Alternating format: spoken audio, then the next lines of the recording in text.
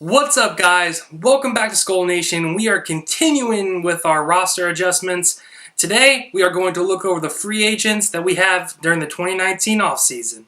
Alright, so now that we've cleared up some cap space by cutting 5 players and re-signing 1, we're up to $45 million in cap. Now we can really do something with this. We can either go out and get a guard, go out and get a tackle. Vikings, please take that advice and do that. But first, we need to consider our free agents. So let's go down the list. Sheldon Richardson. We signed him in a 1-year, $8 million contract last offseason, hoping that he would really improve the interior of the defense. I don't think he was extremely effective at that. I do think that Jaleel Johnson and Tom Johnson would be able to do a lot of the same. So for now, we're going to leave him blank. We'll come back to him. Latavius Murray, he's already made it clear he doesn't want to be a backup. Not coming back. So next on the list is Anthony Barr, and I cannot stress how I really just don't want to see him back. For how many Pro Bowls he has gotten, he has never eclipsed 75 tackles in his career and has never eclipsed 4 sacks in a single year. I don't understand how he's in the Pro Bowl constantly, and I am not willing to pay him the more than likely, I think, 10 plus million that's going to get him to stay, which, honestly, I think he's going to demand Danielle Hunter money. And at that point, no, gone. Brett Jones, we made a trade for him, and he wasn't able to crack the lineup.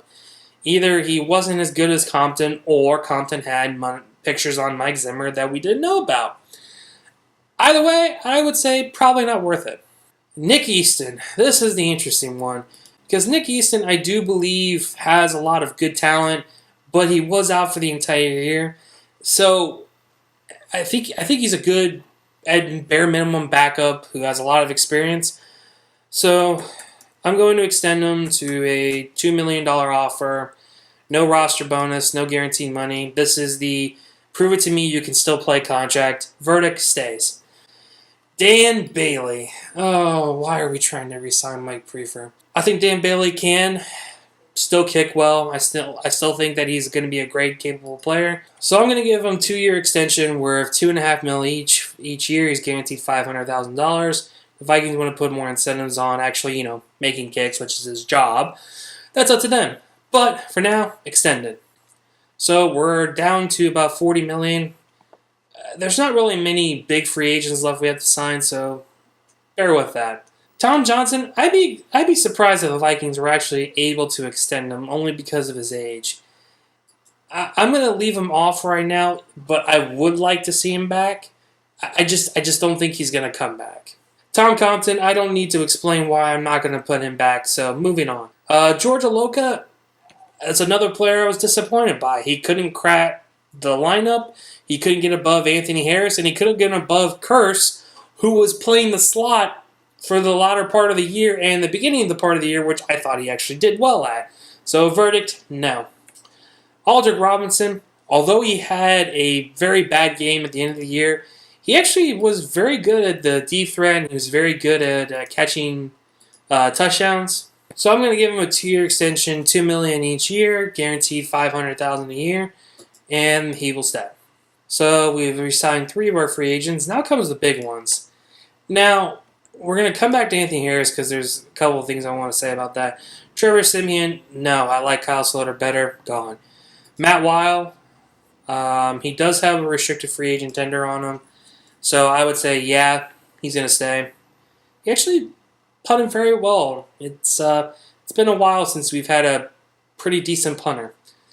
Rashad Hill is a restricted free agent. I don't think anyone wants him for a first rounder.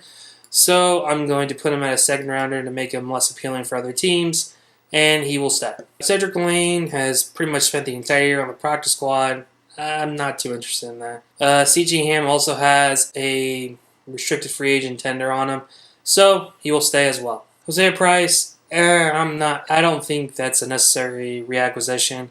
We have Morgan, we have Conklin, so I would say the Vikings could probably do better in terms of getting another player. So I'm going to say no. Now back to Harris. There is 2 options the Vikings can do. They can either extend him or give him a restricted free agent contract.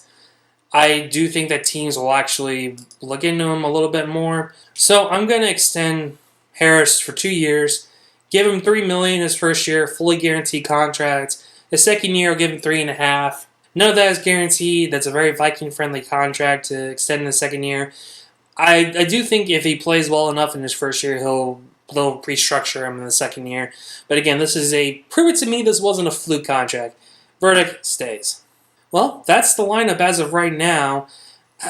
Sheldon Richardson, I'm just not willing to give him the money. I'm not. I don't think he was as impactful as he could have been, and that I think we were hoping. I think at this point, you look at either bringing back a Tom Johnson, or you look into maybe a second or third round pick. If Draymond Jones from Ohio State, let's say, falls, there will probably be some free agents that we can acquire. I'm willing right now to give Jaleel Johnson a chance to start. I think he played just as well as Richardson did this year. Anyways, guys, that's all we have time for today.